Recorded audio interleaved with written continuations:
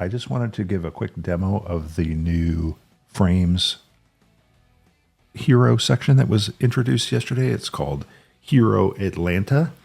It's actually a really interesting look. So if you jump over to your template library, if you're using Frames, this is the Hero Atlanta. So you can see it has these rounded edges with a blurred edge on left and right. And so let's go ahead and insert this. Now, as you can see in this, in those pictures, is that they use three separate pictures. One for the left, middle, right, and that may work in some cases. I thought that this would be a better fit for something like a large, wide landscape type of look. And I did some experimentation, and one thing I did find is that you need to pick one that's got some darker tones to it, as well as the primary focus of the image is in the center, which sort of defeats the whole photography thing, but it really works well here. So after experimenting with a couple of different images, I found that this picture, so I was using a picture that I took, but you can see that the main mountain is off to the left, and that caused some problems. So I went to Unsplash and found another picture of the Tetons. This time it's the focus is sort of in the center.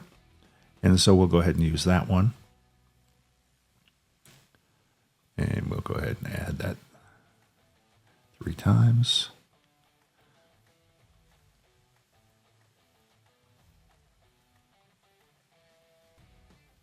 Nice thing is it only actually loads once. So now that you have these set up, so by default, all of the pictures are the 50-50, so they're all centered, which is not probably the look that you want for this. So when this was first introduced, it didn't have styling for the individual panels, and I messaged Kevin in his Circle app, and he, after some discussion, he decided maybe that was a good idea. So he went ahead and added classes to the individual panels.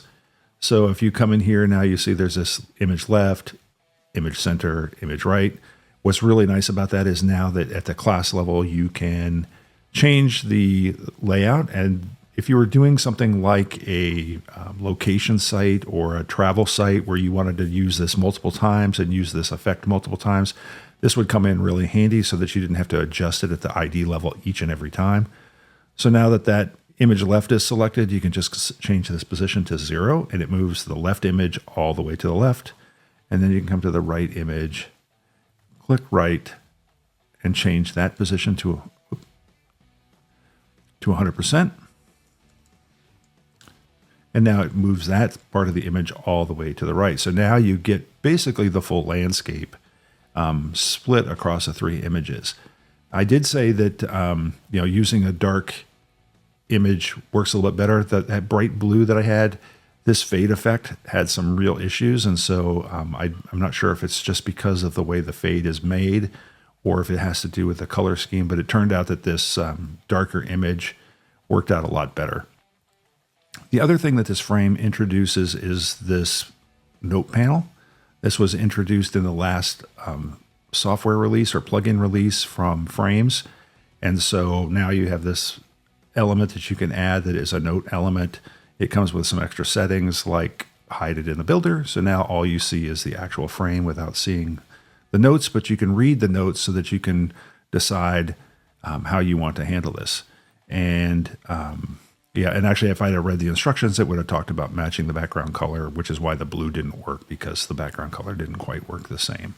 But if you imagine that this is, you're doing a multi-location type of website or a travel website where you have this heading that now explains what you're looking at, a call to action that either takes you to another page or jumps you down the page to get more details about, signing up for a stay or a tour or something else. I think it's really has a lot of potential.